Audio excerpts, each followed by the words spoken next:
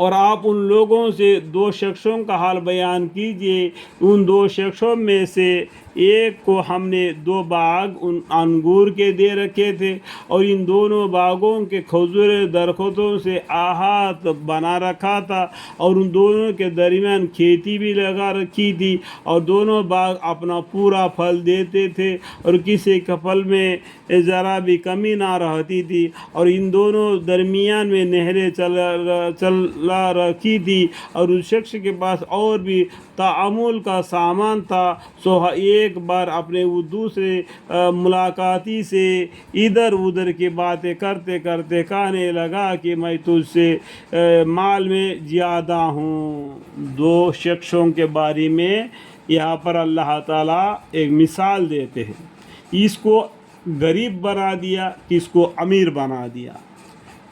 تو زیادہ اس کو دے دیا، تو اس نے ادھر ادھر کی باتیں کرتے کرتے کہنے لگا کہ میں تجھ سے مال میں بھی زیادہ ہوں، اور مذہب بھی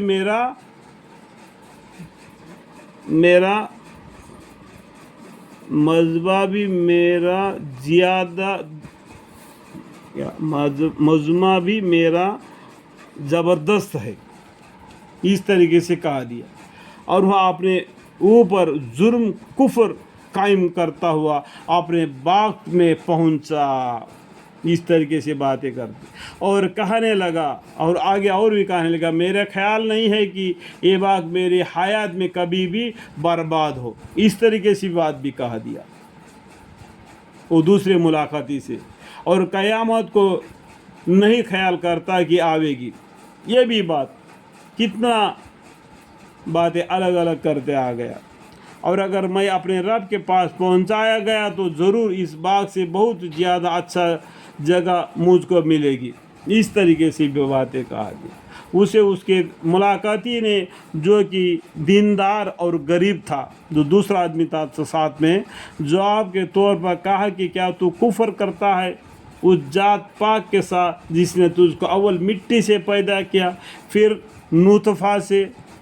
پھر تجھ کو سیاہ اور سالم آدمی بنایا، لیکن اس میں تو عقیدہ رکھتا ہوں کہ وہ یعنی اللہ تعالیٰ میرا رب حقیقی ہے، اور میں اس کے ساتھ کسی کو شریک نہیں ٹھہراتا، اور تو جس وقت اپنے باغ میں پہنچا تو نے یوں نہ کہا کہ جو اللہ کو منظور ہوتا ہے وہی ہوتا ہے۔ سمجھ میں آئے بات؟ جو اللہ کو منظور ہوتا ہے وہی ہوتا ہے، یہ اپنے دل سے جو باتیں کہا، جو اوپر میں جو پڑھ کر ابھی سنایا، تو اس جگہ پر یہ ملاقاتی جو غریب دیندار تھا اس طریقے سے کہا، اور تو جس وقت اپنے باغ میں پہنچا تو نے یوں نہ کہا کہ جو اللہ کو منظور ہوتا ہے وہی ہوتا ہے، اور بدون خدا کے مدد کے کسی میں کوئی قوت نہیں۔ الحمدللہ، اگر تو مجھ کو مال اور اولاد میں کمتر دیکھتا ہے تو مجھ کو وہ وقت نزدیک معلوم ہوتا ہے کہ میرا رب مجھ کو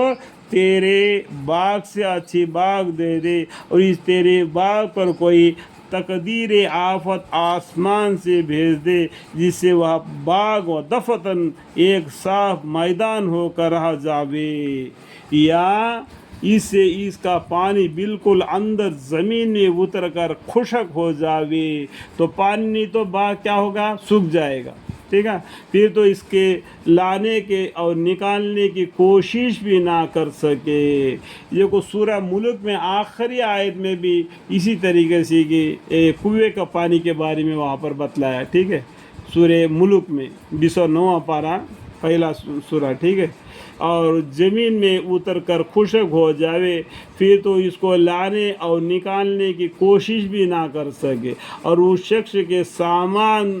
تعامل کا آفت نے آ گھیرا، پھر اس نے جو کچھ اس باغ پر خرچہ کیا تھا اس پر ہاتھ ملتا رہ گیا، اور وہ باغ اپنی ٹیٹیوں پر گرا ہوا پڑا تھا، اور کہنے لگا کہ کیا خوب ہوتا کہ میں اپنے رب کے ساتھ کسی کو شریک نہ ٹھہرا تھا، اتنا الٹے سلٹے باتیں نہ کرتا تھا کر کے افسوس کرنے لگا، جبکہ اس باغ کو پر ایسا کہ جو دیکھو اللہ کے طرف سے کوئی مچھرہ بھی زیادہ آ جائیں گے نا، پورا کھیت کو ایک رات میں بدل دیں گے، پورا پتوں سب खाली हो जाएगा, सिर्फ पेड़ पेड़ नजर आएंगे। इस तरीके से कोई एक तमोल की आफत आ गई, वो अपने टीटियों के पर हुआ पड़ा था और कहने लगा कि क्या खूब होता कि मैं अपने रब के साथ किसी को शरीक ना ठहराता। यानी जो उल्टे सुल्टे बात उसने पहले की थी, इस पर उसने नादामत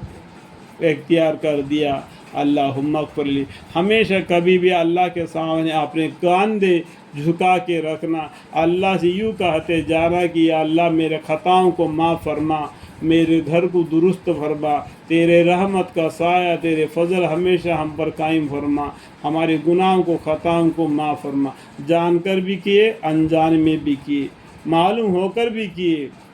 फिर भी हम तेरे बंदे हैं, हमारे गुनाहों को माफ़ फरमा। अल्लाहुम्मा ग़फ़िर ली, आमीन।